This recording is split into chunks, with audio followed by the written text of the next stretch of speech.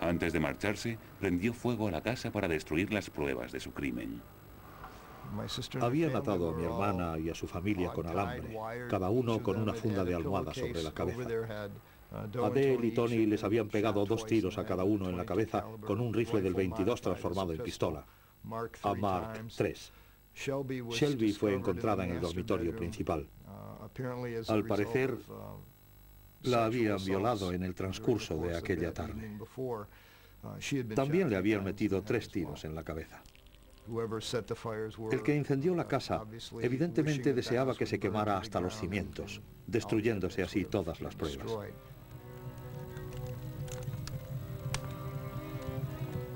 Pero las pruebas no quedaron destruidas. Las balas que habían matado a la familia Harris correspondían a la pistola del principal sospechoso, que murió en un tiroteo con la policía. Era Michael King, de 31 años de edad. Su madre también fue arrestada, pero la única prueba que la relacionaba de forma concluyente con la casa de los Harris era una huella digital que un detective dijo haber encontrado en una lata de petróleo en la escena del crimen. This is the gas can that was in the living room of the Harris residence the day I arrived. This is also the gas can I examined that same day, and also the same gas can that I lifted the fingerprints from.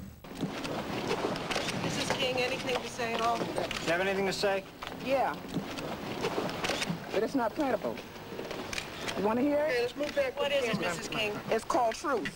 And it's called justice. Was it not done, and it's called the American way. 2 fundamentos sólidos de la ciencia forense habían ayudado a resolver los asesinatos de los Harris. Las huellas digitales habían demostrado la culpabilidad de Shirley King, o eso parecía. Y las marcas de balas, la de su hijo. Examinamos la historia de las pruebas dactiloscópicas y de balística y preguntamos, ¿han resultado realmente ser marcas que no pueden mentir?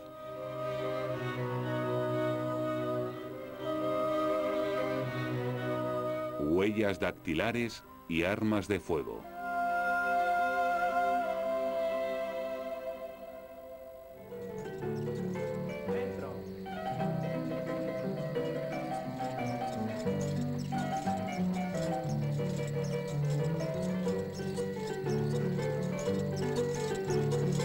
La ciencia forense de las huellas dactilares se empleó por primera vez para resolver un caso criminal en Argentina, en una remota ciudad fronteriza llamada Necochea.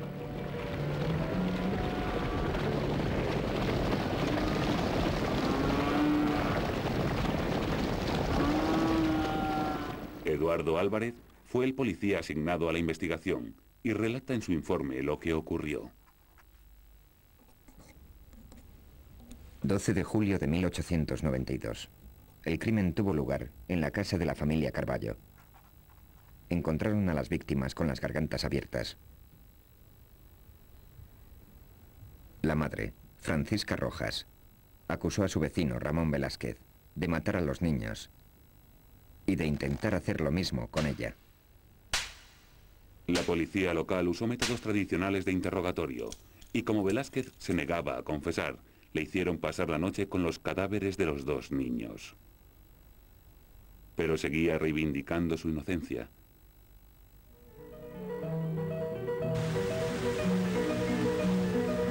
Dentro. La noticia del asesinato llegó a Buenos Aires. El jefe de policía de la provincia se indignó por el trato dado al sospechoso. Primera mudanza. Ordenó a Álvarez que probara los nuevos procedimientos de identificación criminal empleados por un funcionario ilustrado, Juan Vucetich. Segunda mudanza. Vucetich había desarrollado las ideas de los científicos europeos acerca de los dibujos en las impresiones dactilares. No había 2 huellas iguales y permanecían idénticas durante toda la vida. Tienen el nombre de una persona. En la combinación de esos dibujos que Vucetich denominó particularmente arco, presilla interna, externa y verticilo, nos dan la individualidad de una persona. Detrás de esas figuras digitales está el nombre y apellido de un ser humano que mi función específica es devolver. Vucetich asignó una letra a cada uno de los 4 dibujos básicos de las huellas: arcos, presillas internas, presillas externas y verticilos. La letra se usaba para designar el dibujo en los pulgares y el número para los dedos. Las huellas de cada mano podían escribirse como una letra y 4 números. De esta forma, un juego de huellas podía compararse con otro de los archivos. Por primera vez se pudieron incluir las huellas dactilares en categorías para poder compararlas en casos criminales. Pertrechado con el sistema de Vucetich, Álvarez cruzó el país hasta la casa de Francisca Rojas. Allí, para su sorpresa, encontró en el marco de la puerta una impresión en sangre de una mano, aunque algo descolorida por el tiempo. Álvarez guardó la prueba. Se tomaron las huellas de Francisca Rojas y de su vecino, Velázquez.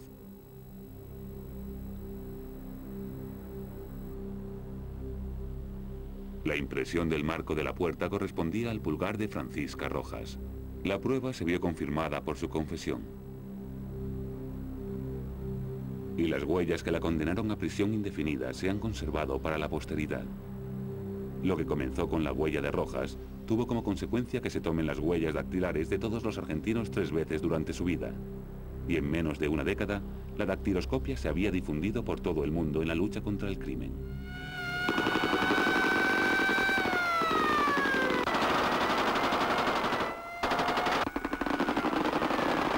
En la década de los años 20, Estados Unidos se enfrentó a una ola de crímenes, pero los gángsters no siempre dejaban sus huellas dactilares.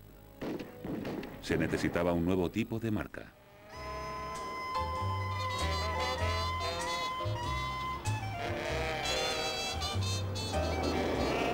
En 1929 se perpetró un crimen en Chicago que contribuiría a establecer una nueva ciencia forense.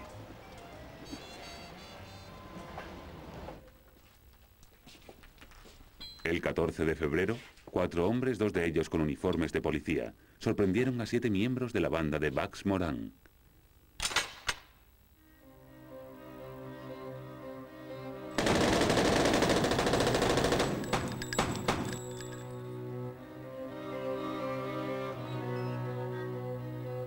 El crimen llegó a conocerse como la masacre del día de San Valentín. Y como 2 de los asesinos llevaban uniformes de policía, las sospechas recayeron sobre la policía de Chicago. Los autores no habían dejado huellas. Sin embargo, dejaron otras pistas.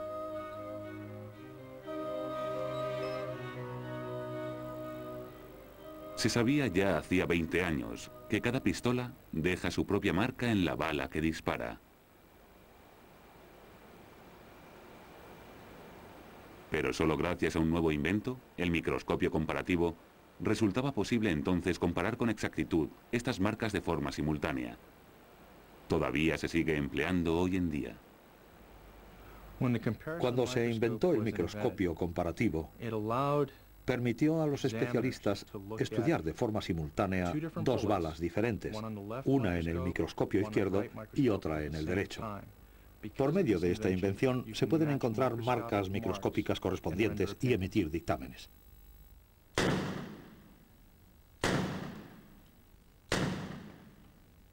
El experto en armas de fuego Calvin Goddard disparó todas las pistolas automáticas del Departamento de Policía de Chicago contra un cubo de basura lleno de algodón. Luego comparó las marcas en las balas de la escena del crimen con las de las pistolas automáticas de la policía. No correspondían.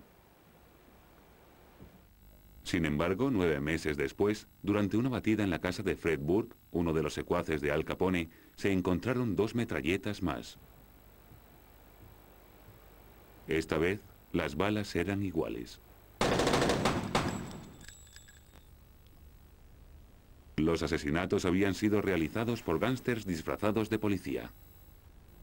The scientific crime-busting laboratory where sleuthing is done by ultra-modern technology. This is the G-Man science which has helped in the conviction of more than 11,000 federal offenders during the last 3 years. Los descubrimientos de Goddard condujeron a la creación en Chicago del primer laboratorio científico criminal de los Estados Unidos.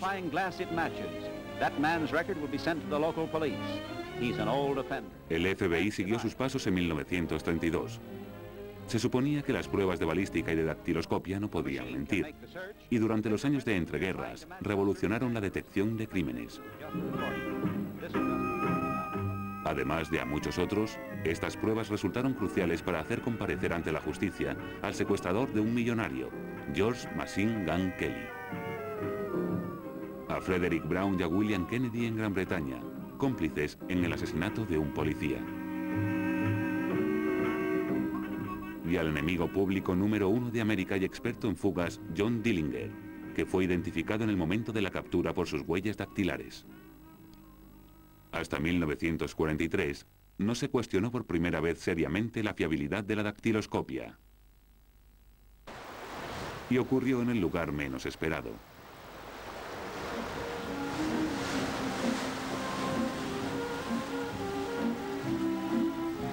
Nassau, Bahamas. Un remoto puesto de avanzada del Imperio Británico a 300 kilómetros de la costa de Miami.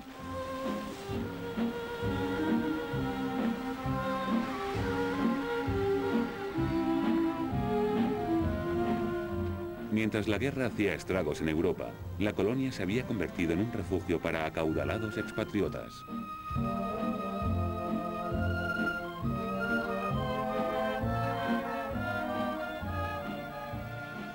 El nuevo gobernador de la colonia, el rey británico que había abdicado, el duque de Windsor, estaba investido con el poder del Imperio Británico. El pueblo de las Bahamas es muy leal a la corona, por lo que nos sentíamos honrados de tener aquí al antiguo rey de Inglaterra como gobernador.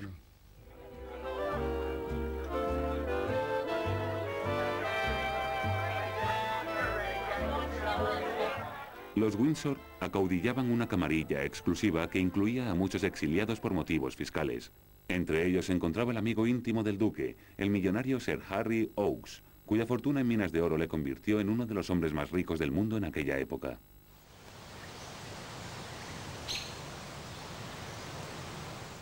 En la mañana del 8 de julio de 1943, la noticia del brutal asesinato del amigo del duque de Windsor, Sir Harry Oakes, llegó a la residencia del gobernador. Aquella mañana el duque tomó una decisión poco usual. En lugar de solicitar ayuda de Gran Bretaña, llamó a Miami. Los dos policías americanos que trabajaban allí como sus guardaespaldas volaron inmediatamente a las Bahamas. A su llegada, les recibió un joven policía de las Bahamas, Conrad Knowles. Estaba de servicio en la estación central de policía, en el centro de Nassau, cuando el sargento a cargo de la estación me ordenó que llevara a aquellos dos detectives al lugar del asesinato de Sir Harry, en Cable Beach, a unos 8 kilómetros.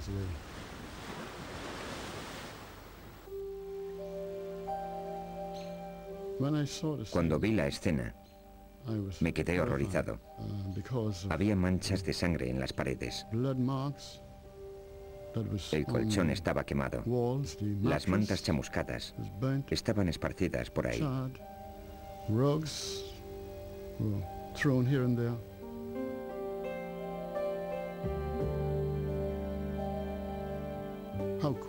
¿Cómo se puede ser tan cruel como para asesinar a una persona? En la cama o fuera de ella. Y si estaba vivo todavía, llevarle allí y prender fuego al colchón. Habían golpeado a Sir Harry en la cabeza con un instrumento afilado y al parecer habían prendido fuego a su cuerpo cuando todavía estaba vivo. Los dos detectives, después de examinar el lugar, comenzaron inmediatamente a trabajar. Estaba claro que buscaban huellas digitales y empezaron a espolvorear el biombo, que estaba en la zona sur del dormitorio. Uno de los detectives americanos, el capitán James Barker, afirmó que había hecho un hallazgo. Dijo que podía obtener una impresión dactilar clara del biombo. El procedimiento que empleó Barker fue la transferencia, que es revelar la impresión con polvo. Barker utilizó un polvo negro que se puede espolvorear sobre una superficie. Eso revela todas las impresiones que se encuentran sobre la misma. Para transferir la huella, Barker utilizó una almohadilla de goma blanca con una superficie adhesiva. Así, por ejemplo, si tomamos esta almohadilla y la aplicamos a la superficie, entonces el adhesivo en este trozo de goma levantará todo el polvo y, de hecho, la propia huella digital de la superficie. Se levanta la almohadilla y ahora la impresión se ha transferido del cristal a este pedazo de goma. La impresión obtenida por Barker correspondía a la del conde Freddy de Marigny, que poco tiempo atrás había contraído matrimonio con la hija de Sir Harry, Nancy, de 19 años de edad. Barker eligió el día del funeral de su padre para comunicarle la noticia. La forma en que entraron en la casa. Galoparon escaleras arriba e irrumpieron en el dormitorio de mi madre. Pensaban que habían encontrado a su hombre y le iban a encarcelar. Y no había más que hablar. Convencida de la inocencia de su esposo y sin poder acceder a su herencia hasta los 30 años de edad, Nancy Oakes se gastó sus propios ahorros en peritos forenses para el caso. Nancy Oakes de Marigny, 19-year-old daughter of the victim, loyal wife of the accused. Se enfrentó a su madre, que no podía creer que no fuese verdad, que Freddy no hubiera asesinado a Harry Oakes. Y se enfrentó al mundo entero, de alguna forma, porque todos estaban dispuestos a considerarle el asesino. El juicio de Marigny comenzó en serio en noviembre de 1943. De Marigny se encontraba en evidente desventaja. El hecho de que su huella dactilar hubiera sido hallada por Barker en el lugar del crimen parecía incriminarle totalmente, hasta que empezó a cuestionarse la validez de la huella. La huella dactilar de Marigny había sido retirada de la escena del crimen. El procedimiento correcto en aquel caso habría sido que Barker hubiera dejado la huella en su sitio sobre el biombo y la hubiera mostrado durante el juicio para que todo el mundo pudiera verla, o que hubiera fotografiado la huella en su sitio, de forma que se pudiera demostrar que la marca había estado sobre el biombo. Al transferir la huella, destruyó aquella prueba y, por lo tanto, el tribunal tenía que confiar tan solo en su palabra acerca de la procedencia de la huella digital. Bueno, la primera vez que Barker declaró, estaba muy seguro de sí mismo, muy arrogante. Y cuando comenzaron las preguntas, cada vez estaba menos y menos seguro. Y de hecho se puso muy nervioso. Y el juez se indignó bastante. Así que al transferir esta huella a la almohadilla de goma, destruyó deliberadamente la mejor prueba, que era la propia huella. El procedimiento de transferencia la destruye, sí. Soy de la opinión de que bien puedo admitir esta huella como prueba y dejar que el jurado decida si es válida y qué valor darle. Si tienen alguna razón para dudar de su autenticidad, pueden rechazar la huella e igualmente el testimonio entero de este testigo. En un análisis más detallado, se pudo ver un segundo plano en la fotografía de la huella, pero no se parecía al fondo del biombo. En la huella que se presentó ante el tribunal, se podían ver claramente algunos puntos en segundo plano, tanto bajo la huella como a su lado, que no correspondían en absoluto a la zona a la que Barker afirmaba haber tomado aquella huella. Supongo más bien que provenían de un vaso, porque recuerdo que había unos vasos y una jarra para limonada que usaba mi padre en la casa de la playa. Los típicos vasos baratos para que los niños tomen limonada o algo así. Creo que bebió un vaso de agua mientras estaba en la casa, cuando le entrevistaban. El caso dependía de una huella dactilar y de que el jurado aceptase su validez fiándose de la palabra de un agente de policía. The sensational 22-day trial ends as Judge Daly receives the verdict of the jury, acquitting Count Alfred E. Marigny of murder.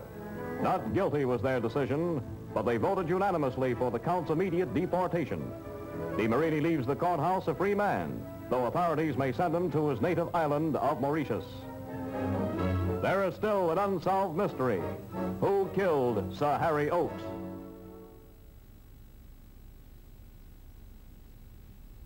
Se demostró una duda razonable acerca de la procedencia de la huella dactilar en el caso. Jamás se condenó a nadie por el asesinato de Sir Harry Oakes. Después de todo, las pruebas dactiloscópicas no eran totalmente seguras. Y si en Nassau se había cuestionado la confianza del público en la policía, esta sería sometida a una prueba aún más dura en otro importante caso de huellas dactilares, en Lancashire.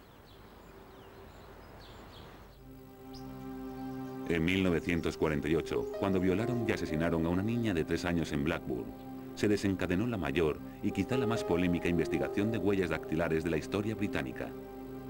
El 15 de mayo de 1948, a las 12:30 de la noche, una niña de 3 años fue secuestrada del pabellón infantil del hospital Queen's Park, en Blackburn. A las 2 horas avisaron a la policía. Entramos en la furgoneta. En aquel momento no sabíamos a dónde íbamos. Y lo siguiente que reconocimos fueron las verjas del hospital Queen's Park. Recuerdo que estaba con un colega, y él y yo bajamos caminando por el campo. Encontramos el cuerpo de la niña un poco más allá del pabellón infantil. Supimos inmediatamente que estaba muerta por su posición. Solo al alejarnos, experimenté personalmente una sensación de horror. Es la única forma en que puedo expresarlo. Era increíble que se pudiera hacer algo así a una niña.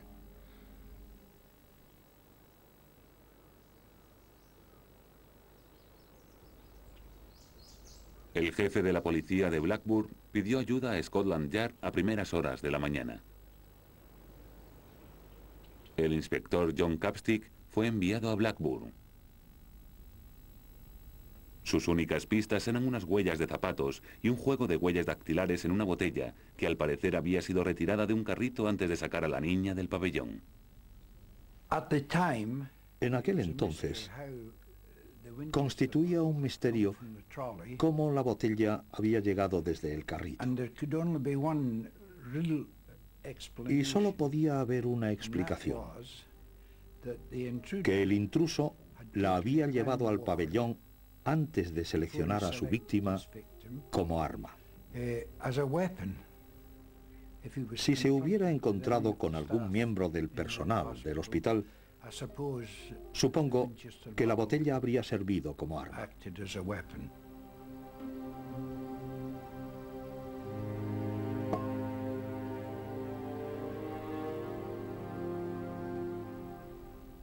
Cuando fracasó el examen de las huellas de todo el personal del hospital para encontrar una que correspondiera a la impresión, la policía tomó las huellas de todos los pacientes y familiares que habían visitado el hospital durante los últimos 2 años. Tampoco encontraron ninguna que encajara. A Capstick se le ocurrió una solución radical. Se decidió tomar las huellas digitales de todos los habitantes de la ciudad. Era algo imposible. Pero Capstick no opinaba igual. Recurriendo a las listas electorales, la policía fue de puerta en puerta, de casa en casa, de calle en calle, tomando las huellas de todos los hombres de Blackburn mayores de 16 años que no estaban postrados en cama.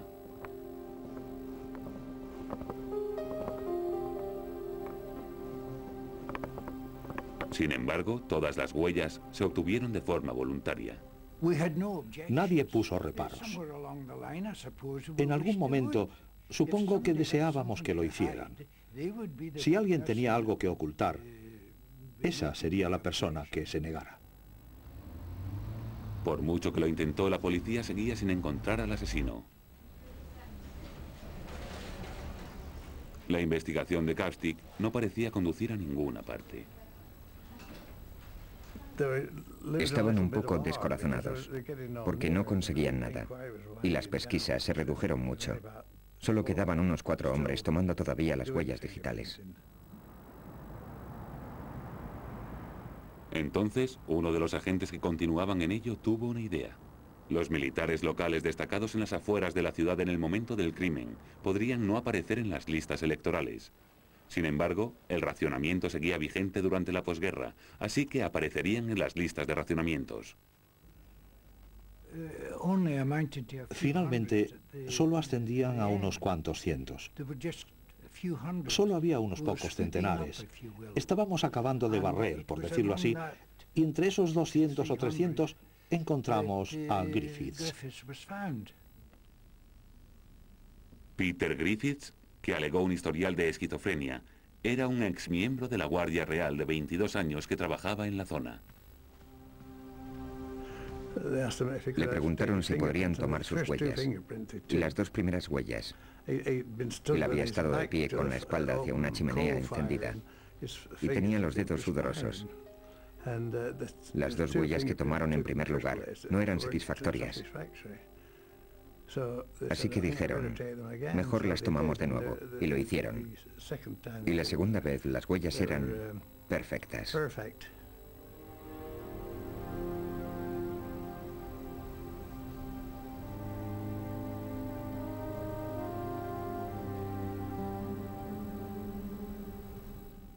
La huella dactilar de Peter Griffiths fue identificada 3 meses después del asesinato.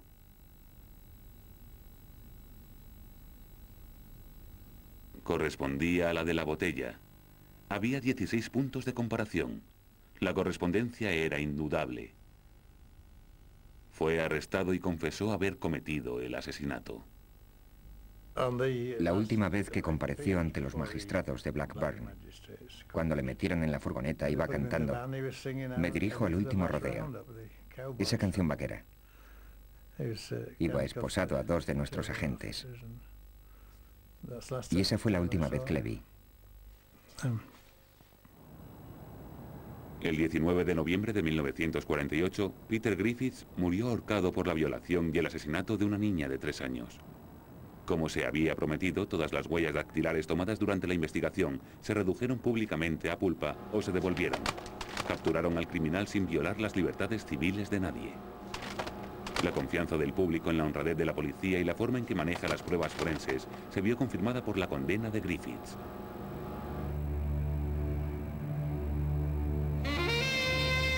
Pero esa confianza se vería puesta a prueba una vez más en un importante caso de Chicago a finales de la década de los 60, que implicaba pruebas de balística.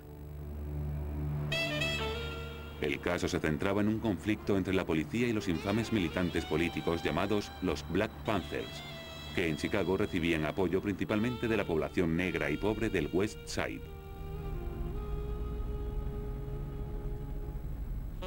Los Panthers tenían armas, y su presidente de Illinois, Fred Hampton, afirmó que estaban dispuestos a usarlas en caso necesario.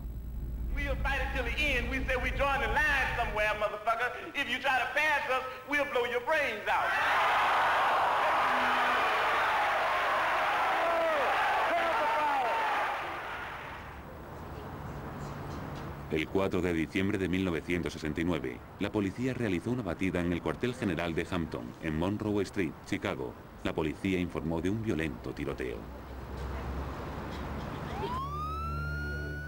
Fred Hampton murió durante la batida. La policía declaró que habían hecho una batida en un escondite de armas de los Black Panthers y que antes de abrir fuego habían dado a los ocupantes la posibilidad de rendirse. The immediate, violent, criminal reaction of the occupants in shooting at announced police officers emphasizes the extreme viciousness of the Black Panther Party. So does their refusal to cease firing at the police officers when urged to do so several times. La policía afirmó que los Panthers habían disparado entre 10 y 15 tiros. El especialista forense de la policía, John Sadunas, apoyó su versión de los acontecimientos con concluyentes identificaciones balísticas.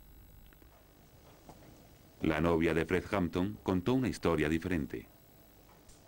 Escuchó cómo disparaba la policía al entrar en el vestíbulo del piso. Lo siguiente que recuerdo es que alguien entró en el dormitorio trasero, sacudió a Fred y dijo, jefe, despierta. Los cerdos nos están liquidando. Y podía ver el yeso desprendiéndose de la pared y olía a cordita, a pólvora. Akua consiguió salir del dormitorio. Dijo que había oído lo que ocurrió a continuación. Estaba allí de pie y escuché que uno de los policías decía: está medio muerto o se está muriendo. Y entonces se oyeron más tiros. Y luego otro policía dijo: ahora sí que está bien muerto. Y supe que habían asesinado a Fred. Después del examen forense del apartamento, la policía dejó la casa.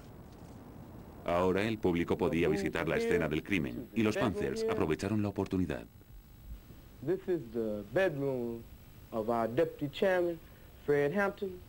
This is where our chairman had his brains blown out as he lay in his bed, sleeping at 4:30 in the morning. La inquietud pública tuvo como consecuencia la convocatoria de un jurado de acusación federal para determinar si se habían violado los derechos civiles de los Panthers durante la batida. El perito de balística contratado por los Panthers se mostró en un principio bastante escéptico acerca del caso. Tuve la sensación de que se trataba de otro grupo de militantes negros que habían tenido un tiroteo con la policía. E indudablemente, la policía tenía razón y los Black Panthers no, en este caso. Esa fue mi primera reacción, basada en experiencias similares en el pasado. A McDonnell se le negó el acceso a las armas de fuego de la policía. Así que para determinar quién había hecho los disparos, utilizó la ciencia de la trayectoria para rastrear el recorrido de las balas. La trayectoria puede determinarse fácilmente si el proyectil atraviesa más de una superficie.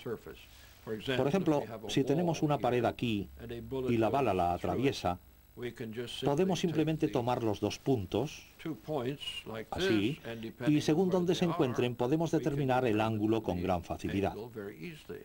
Y una vez que se tienen alineados ambos agujeros, se tiene la trayectoria. Las trayectorias de McDonnell parecían señalar una conclusión muy distinta a la de la policía. Más tarde aquel día, determiné que se habían disparado al menos 99 tiros al interior del apartamento y solo uno al exterior. Solo había un disparo que pudiera provenir de los Panthers, probablemente de Mark Clark. Mark Clark había disparado una bala al techo antes de que le mataran. Minutos después también mataron a Fred Hampton. Pero al contrario de lo que declaró la policía, no había absolutamente ninguna prueba de que él hubiera disparado. Las heridas en la cabeza que sufrió Fred Hampton eran de dos disparos diferentes y quedó completamente inmovilizado e incapacitado con cualquiera de los dos disparos, no importa cuál. Así que no pudo moverse después del primer disparo.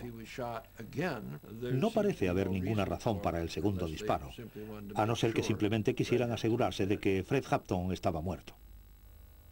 El perito en armas de fuego de la policía, John Sadunas, declaró ante el jurado de acusación que había firmado un informe apoyando la historia de la policía sin haber podido comprobar todas las armas de la policía. Sadunas afirmó que si no hubiera firmado le habrían despedido. Cuando vi todas las pruebas y me enteré de la versión que la policía daba de los acontecimientos, pensé que la había enviado. Como consecuencia de las nuevas pruebas, se retiraron los cargos contra los Panthers. 14 años más tarde, la ciudad de Chicago, la oficina del fiscal del estado y el FBI pagaron casi $2 millones de daños a los Panthers supervivientes y a las familias de los que habían muerto durante la batida. Las pruebas de balística demostraron ser falibles en manos de la policía, y el público cuestionó seriamente su comportamiento en este caso y la forma en que se habían violado las libertades civiles de los Panthers.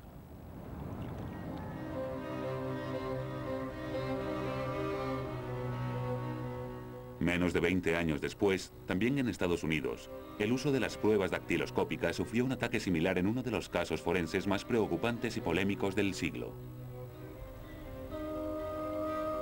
El 30 de agosto de 1988, un hombre llamó a la puerta principal de Lawrence Meeker, en Enfield, Nueva York. Pidió un vaso de agua al anciano de 81 años. Más tarde encontraron al señor Meeker, al que habían golpeado salvajemente sobre el suelo de la cocina.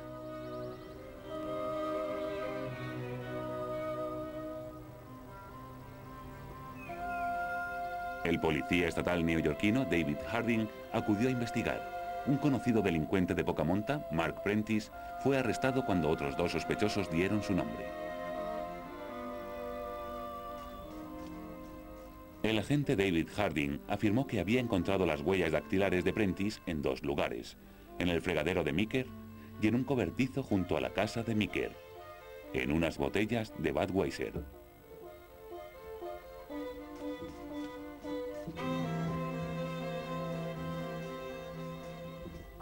Sé que no estuve en la casa de ese hombre, no estuve en su propiedad. No hay razón y no hay forma de que puedan haber hallado mis huellas digitales en la residencia de ese hombre. Es imposible. Prentice fue acusado de asalto y juzgado por el Tribunal del Condado de Tompkins.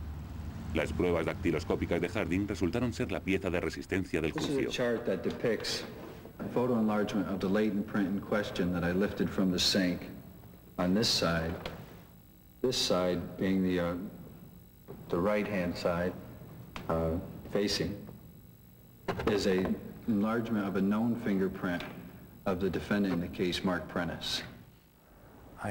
Sabía lo que estaba diciendo y no era cierto. Y luego mantuvo la foto en alto y tuvo que analizar el sistema de puntos de la huella digital. Tantos puntos identificables en la tarjeta. Y finalmente dijo, sí, hay 12 puntos de comparación en esta huella. Y sí, son las del acusado, sí. Las cogí del fregadero de la cocina en la casa de la víctima. Y los miembros del jurado me miraban con esa expresión de no vales nada. Era duro, muy duro de soportar. Le pedí varias veces al juez permiso para estar en el otro cuarto porque no podía tolerar aquellas mentiras, no podía soportarlo, no lo aguantaba. Las pruebas de Harding resultaron cruciales para condenar a Prentice. Mientras que Prentice era sentenciado a de 15 a 25 años de cárcel, Harding pasó a casos más importantes. El 23 de diciembre de 1989, un intruso penetró en el hogar de la familia Harris en Dryden, Nueva York. Asesinó a los 4 miembros de la familia y prendió fuego a la casa en un terrible homicidio cuádruple. David Harding actuó como enlace con el hermano de la difunta señora Harris. David era una persona abierta, muy amable, muy amistosa. A mí ciertamente me demostró amistad, muy sincero, muy afectado por lo que veía. No creo que nadie pudiera entrar en la casa, entrar y ver aquella escena del crimen sin sentirse realmente afectado. Y David era un individuo muy profesional. Evidentemente, su carrera había sido brillante hasta aquel momento y tenía mucha experiencia. Pasó toda la Nochebuena en el dormitorio de Shelby. Repasó sus notas de la universidad, todos sus libros de texto, todas las pequeñas notas entre amigas que pudo encontrar en el armario en busca de algún rastro, de alguna pista que ayudara a resolver el caso. Después de una operación secreta de Harding, la policía identificó a 2 sospechosos, Michael King y su madre Shirley King. Hicieron una batida en la casa y Michael King murió en el tiroteo. Shirley King fue arrestada y resultó estar en posesión de las tarjetas de crédito de la familia Harris. Pero cuando la llevaron a juicio, tan solo una prueba la relacionaba con los asesinatos. This is the gas can that was in the living room of the Harris residence the day I arrived. This is also the gas can I examined that same day, and also the same gas can that I lifted the fingerprints from. How do you know it's the same can? La huella de Harding fue suficiente. A King le cayeron de 15 a 30 años en prisión por robo e incendio premeditado, y Harding se convirtió en un héroe de la policía. Acudió a la CIA para una entrevista de trabajo donde le sometieron a una prueba del detector de mentiras o polígrafo. Durante el transcurso de 2 días de entrevistas surgieron algunas revelaciones inesperadas. Pusieron la cinta al fiscal especial Nelson Roth, que comenzó a investigar más a fondo. La CIA quería saber si algo en el pasado de Harding podía hacerle inadecuado para el trabajo en la CIA. Y se hicieron preguntas sobre cualquier crimen anterior que Harding pudiera haber cometido. Y creo que fueron sus respuestas a aquellas preguntas y sus propias reacciones al polígrafo las que indicaron que Harding estaba mintiendo. Y eso fue lo que inició la investigación de conducta criminal. Resultó que el crimen al que Harding se había referido durante su entrevista con la CIA era el asalto a un caballero apellidado Meeker que vivía en Enfield, Nueva York. David Harding declaró bajo juramento en un juicio criminal en el condado de Tompkins que la huella digital que había encontrado en el fregadero de la cocina correspondía a las huellas conocidas de Mark Prentice en tinta. De hecho, la huella que se utilizó en el caso procedía de una botella de cerveza Labatt's tomada de la casa de Mark Prentice. Harding simplemente tomó las huellas de una botella de la casa de Prentice y luego dijo que provenían de la escena del crimen.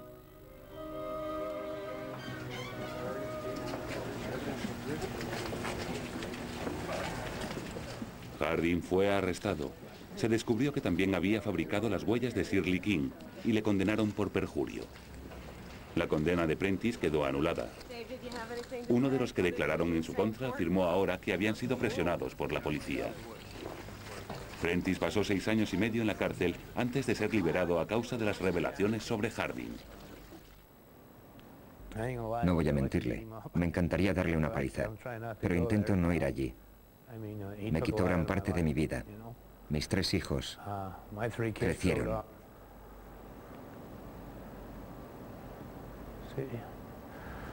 No puedo recuperar ese tiempo, ¿sabe? Ni siquiera tomar fotos de las huellas en su lugar es ya una garantía, porque Harding superpuso fotográficamente las huellas dactilares sobre segundos planos de pruebas para engañar al jurado. No solo los que habían sido condenados injustamente tuvieron que recobrar el ánimo. Bueno, fue una gran desilusión que David hubiera hecho algo así, supongo. No sé cómo describirlo. Entra dentro de la categoría de traición o desilusión. Y sin embargo, yo sabía cómo el caso le había afectado emocionalmente. Quizá quería que las pruebas reflejaran esto, y por eso las falsificó, y por eso hizo lo que hizo. Harding fue condenado a 4 años de cárcel, pero seguía justificando sus actos. In forensic investigation, fingerprint evidence is some of the best evidence you can have as far as convicting someone. It doesn't take a lot of information to arrest someone. It takes a lot to convict. And that's what we wanted to do, to take the violent people off the street. We had to convict them. Fingerprint evidence is some of the best evidence to have to do that. But we don't steal, don't profit from this. We're doing what we thought was right, what needed to be done to protect the public. Si David Harding dice que lo hizo por una causa noble, me parece que eso es únicamente una más de una larga ristra de mentiras. Está bastante claro que no lo hizo por una causa noble. El caso de Shirley King es el ejemplo perfecto. Aparte de la huella digital que él falsificó, no existe ninguna otra prueba de que estuviera implicada en los crímenes que se realizaron en la casa. ¿Cómo puede ser una causa noble condenar injustamente a alguien sin ninguna otra prueba, simplemente porque piensas que es culpable?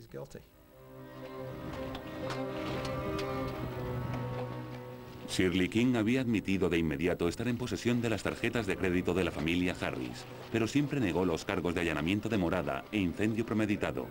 Pasó 2 años en la cárcel antes de que se anulara su condena. Y Harding no era el único culpable. Su unidad resultó ser responsable de 34 falsificaciones de huellas dactilares. Cualquiera que piense que la manipulación de huellas digitales pertenece al pasado es un tonto. Sencillamente, no se puede asumir que ninguna prueba científica sea intachable. Cualquier cosa que manipulen los hombres debe ser cuestionada, al igual que cualquier otra prueba en un caso criminal. Nada es totalmente seguro.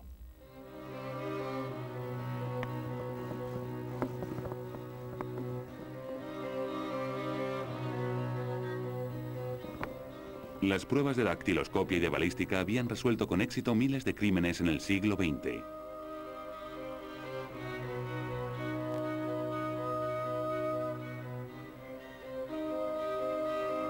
Pero como se demostró en el caso de los Panzers, las pruebas de armas de fuego eran corruptibles en las manos equivocadas.